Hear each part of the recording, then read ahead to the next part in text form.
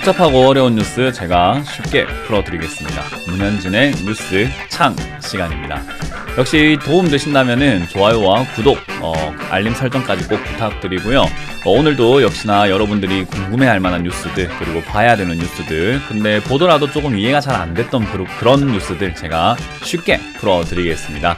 자, 오늘도 바로 한번 출발해 보도록 하고요. 어떤 뉴스들이 있었는지, 또 어떤 뉴스들을 제가 뽑아왔는지 바로 살펴보도록 할게요.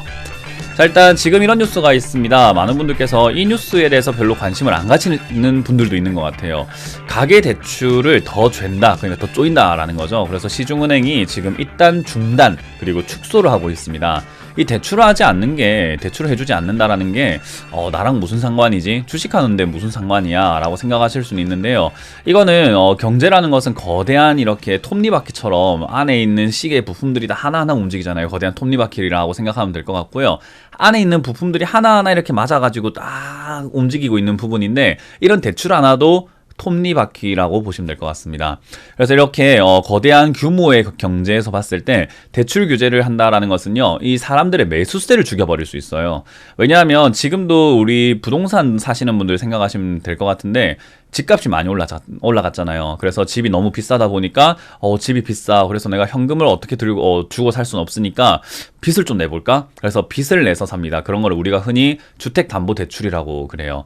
그래서 그렇게 담보대출을 받는데, 그런 거를 받고 난 다음에도 부족한 빚을 보통 신용대출로 메꾸거든요. 그래서 10억짜리 아파트를 산다 하면은 6억 정도 대출을 받아서 그 주택담보대출을 받고, 신용으로 1억이든 뭐 8천이든 계속 이렇게 더 빼와가지고 최소한의 현금으로 매수하려고 하는 분들이 많아요. 근데 지금 집값이 많이 올라와 있는 상태에서 대출 규제를 쪼이게 되면 어떤 일이 발생이 되냐면은, 집을 살 수 있는 사람들이 점점 줄어들게 됩니다. 그래서 매수 욕구가, 매수 수요가 좀 줄어들게 되는 거죠. 뭐 수요가 준다라는 것은 경제에서, 경제학에서 말하는 것은 수요와 공급, 당연히 공급이 늘어나게 되고 수요가 줄었으니까 가격이 떨어질 수밖에 없는 거죠. 그럼 지금 집을 산 사람들은 손해가 나오게 될 거고 피해가 나오게 되기 때문에 아무래도 매도세가 나올 수 있어요. 그러면은 매도가 매도를 부르는 현상이 나타날 수밖에 없는 게 수요가 계속 없거든요.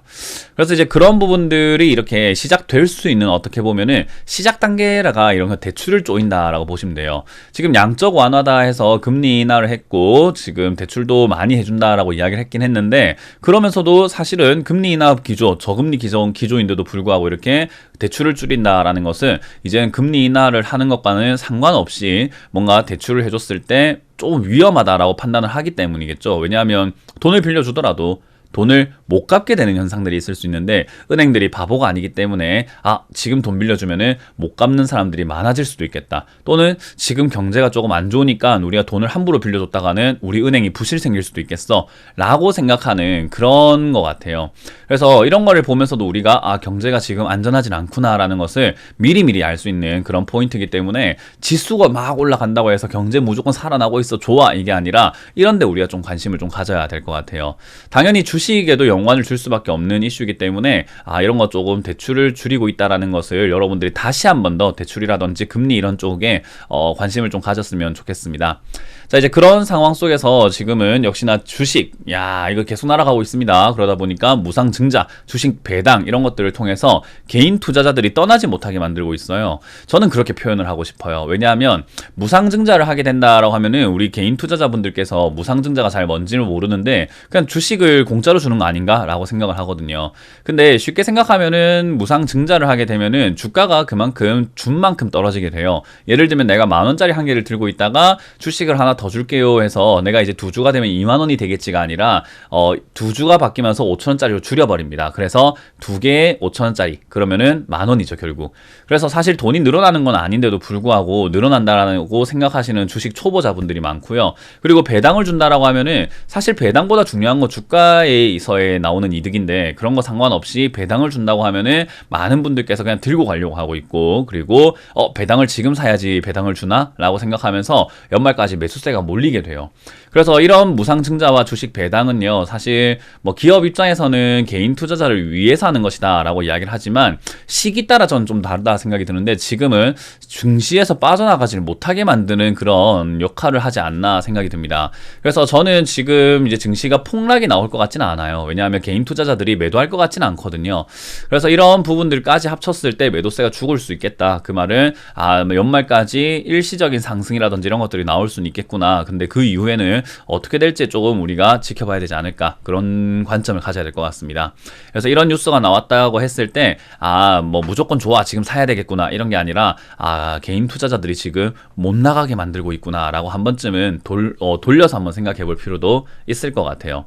자, 그리고 이제 영국에서 변이 바이러스가 나왔다라고 하죠. 변종 바이러스가 나온다고 하더라도 백신 효과는 있을 것 같아요. 왜냐하면 같은 같은 구조를 가지고 있다라고 하더라고요. 그래서 코로나에서 다른 아예 바이러스가 나왔다라고 한다면 백신이 안 먹힐 수도 있는데 똑같은 바이러스의 변종이라고 한다면은 그래도 효과는 있다라는 것이 일단은 많은 전문가들의 의견인 것 같습니다.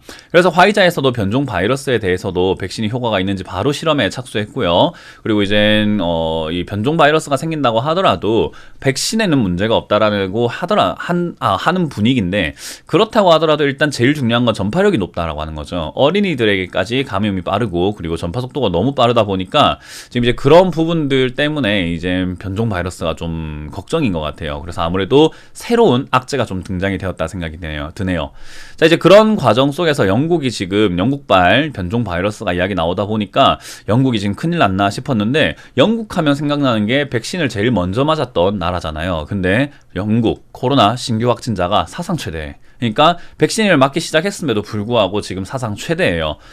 물론 시간이 좀 필요합니다. 백신의 효과가 조금 생길 때까지는 시간이 좀 필요해요. 그래서 이런 뉴스가 나왔다라고 했을 때 이제 이거 지금 사상 최대가 계속 이어지게 되면 백신 효과가 없게 되는 거죠. 그래서 여러분들이 요 뉴스 영국의 확진자에 좀 관심을 가져야 될 것 같아요. 뭐 우리나라도 지금 1000명대 왔다 갔다 하고 있어가지고 여러분들 걱정 많이 하고 계실 텐데 내가 지금 영국 걱정할 때야 라고 생각하실 텐데 주식하고 있는 분들은 영국 걱정을 좀 해야 될 것 같아요. 주식에 큰 악재가 발생될 수 있다면은 영국에서 발생이 될 가능성이 높습니다. 그래서 이런 부분들 우리가 좀 체크해봐야 되는 부분인 것 같고요. 이게 확산세가 꺾이지 않고 계속 늘어나게 되거나 한다면은 백신의 효과가 없다라고 이렇게 사람들의 인식이 바뀌게 될 수 있거든요. 그러면은 백신 때문에 기대감을 부풀러서 올라왔던 증시가 꼬꾸라질 수도 있는 그런 상황이 생길 수 있습니다. 그래서 이제 그런 부분 좀 체크를 해보셔야 될 것 같고요. 그리고 역시나 아까 말씀드렸던 것처럼 변종 바이러스에 대해서 화이자랑 모더나에서 백신의 효능을 시험을 하고 있습니다. 한 2주 걸린다라고 하더라고요. 그래서 2주 동안 실험을 해가지고 효과가 있다라고 발표하게 되면은 안심이다 라고 생각하면서 증시가 살짝은 올라갈 수 있는 것 같습니다.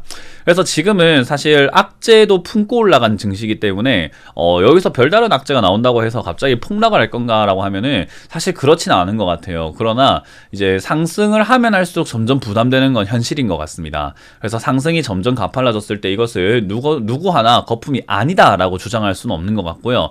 하지만 이 상승을 하는 것을 또 우리가 부인할 수는 없는 것 같아요. 상승하고 있는 게 현실이니까요. 그래서 이걸 상승하고 있는 것을 우리가 어떻게 즐기고 어떻게 느껴야 될까라고 했을 때는 적극적으로 따라가는 매매보다는 역시나 안전에 대해서 대비를 하면서 거품인 건 다 알고 있는 거잖아요. 그러니까 쉽게 이야기하면 위험한 건 다 알고 있는 거예요. 그렇기 때문에 위험에 대한 대비를 하면서 매매를 하시는 것이 어떨까. 그래서 여러분들이 이제 크리스마스도 다가왔고 연말도 다가왔는데 이 연말이 돼서 2021년 준비하실 때 여러분들이 스스로 한번 생각해 보셔야 되는 것은 이러한 다양한 뉴스가 나오고 있는 과정 속에서 나는 지금 안전에 대한 대비를 무엇을 하고 있는가에 대해서 한번 돌이켜 보시면 좋을 것 같습니다.